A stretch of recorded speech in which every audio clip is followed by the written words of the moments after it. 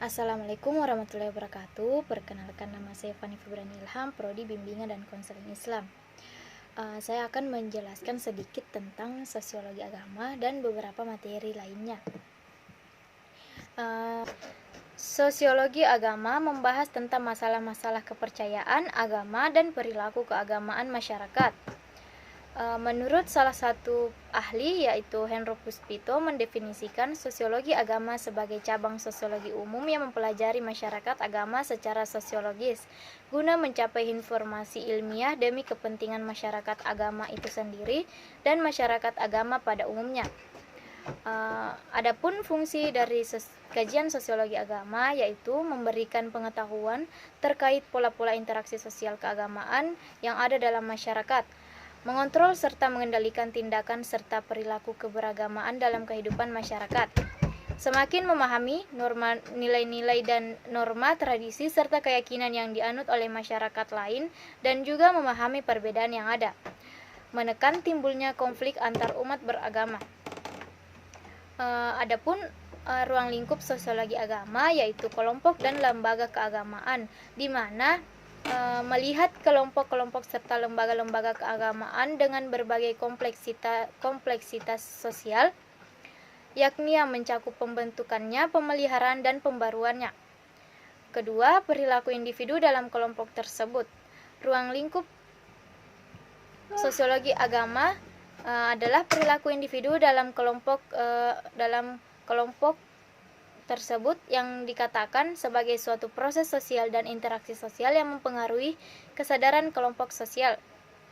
Konflik antar kelompok, di mana konflik di sini dalam perspektif sosiologi agama bukanlah masalah kepercayaan, tetapi hanya sebagian kecil dari agama yang menjadi pengamatannya. Konflik dalam hal ini merujuk pada konflik antar kelompok. Contohnya yaitu Katolik dengan Protestan dan sebagainya.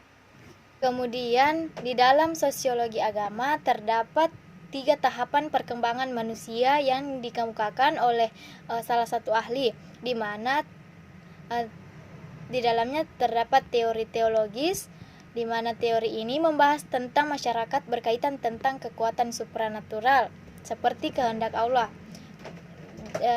Kemudian teori metafisis, di mana kekuatan abstrak seperti sifat manusia dianggap memberikan karakter dasar pada masyarakat.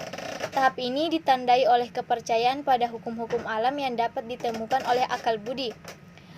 Kemudian teori positif, di mana pikiran manusia mulai mencari hukum-hukum yang menentukan fenomena atau menemukan rangkaian hubungan yang tidak berubah dan memiliki kesamaan. Manusia mulai mempercayai data empiris sebagai sumber pengetahuan terakhir namun bersifat sementara. Namun melalui analisis sosial tersebut memungkinkan manusia dapat merumuskan hukum-hukum yang seragam sehingga manusia mulai maju dan berkembang. Adapun materi selanjutnya yaitu tentang agama pada era postmodern. Masyarakat kontemporer atau postmodern memiliki pandangan bahwa eksistensi Tuhan dan agama tidak lebih dari pencitraan kosong tanpa makna. Karena pandangan tersebut berasal dari semua isme yang menganggap Tuhan dan agama hanya menghambat kemajuan hidup manusia dan tidak lebih dari candu masyarakat, maka Tuhan dan agama tidak perlu dipikirkan. Pandangan masyarakat kontemporer atau postmodern tersebut sangat mempengaruhi kehidupan kemanusiaan di dunia, salah satunya masyarakat Muslim di Indonesia, di mana masyarakat bertindak seenaknya tanpa memikirkan agama dan Tuhannya. Hubungan Tuhan dan umatnya tidak terjalin, sehingga manusia dengan bebas bertindak yang dapat merugikan antar sesama. Dan juga karena pandangan kontemporer atau postmodern tersebut menyebabkan keterhambatan hubungan manusia dengan Tuhan, dengan alam, dan dengan sesama manusia. Kemudian materi berikutnya yaitu tentang politik identitas. Politik identitas menurut para ahli. Menurut Abdillah, politik identitas adalah politik yang dasar utama kajiannya dilakukan untuk merangkul kesamaan atas dasar persamaan-persamaan tertentu, baik persamaan agama, etnis, dan jenis kelamin. Menurut Stuart Hall, politik identitas adalah proses sosial dan interaksi sosial yang dibentuk melalui sistem sosial bawah sadar manusia. Sistem ini terjadi karena adanya ketidakpuasan dalam menghadapi berbagai macam arti masalah sosial yang terjadi. Menurut Cressida Hayes, politik identitas adalah suatu jenis aktivitas politik yang dikaji secara teoritik berdasarkan pada pengalaman-pengalaman persamaan dan ketidakadilan yang dirasakan oleh golongan tertentu, sehingga menghimpun kesatuan untuk menaikkan derajat dan martabatnya. Adapun contoh politik identitas yaitu agama yang dijadikan sebagai instrumen politik oleh elit politik untuk memperoleh kekuasaan dalam pemilu. Elit politik yang berusaha meraih kemenangan dalam pemilu memanfaatkan agama kelompok untuk mengambil simpati masyarakat guna memperoleh suara mayoritas. Semangat nasionalisme perlu dipupuk oleh individu. Adapun perlu diketahui dampak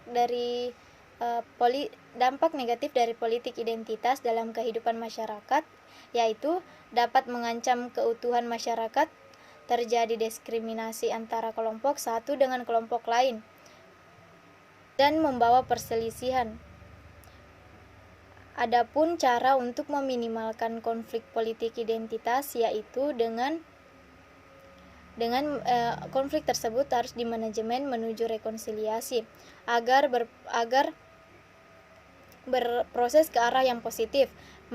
Masyarakat terutama para pemuka agama dan etnis harus dibekali ilmu manajemen konflik untuk tingkat dasar. Dan cara lainnya yaitu merubah sistem pemahaman agama, di mana konflik terjadi biasanya karena masyarakat yang kurang memahami agamanya. Untuk itu, perlu mengubah sistem dalam memahami agama. Arahkan pembinaan kehidupan beragama untuk menampilkan nilai-nilai universal dari ajaran agama yang dianut. Kemudian, mengurangi penampilan berhura-hura dalam kehidupan, karena itu akan memancing konflik, karena masyarakat lain akan terpancing menunjukkan eksistensi dirinya, bahwa ia juga mempunyai keyakinan yang sangat hebat dan luhur.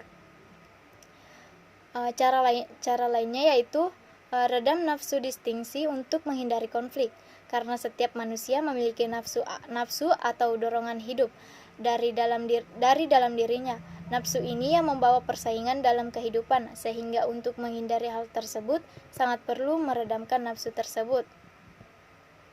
Baik, itulah tadi sedikit penjelasan dari saya mengenai beberapa materi. Lebih dan kurangnya mohon dimaafkan. Wassalamualaikum warahmatullahi wabarakatuh.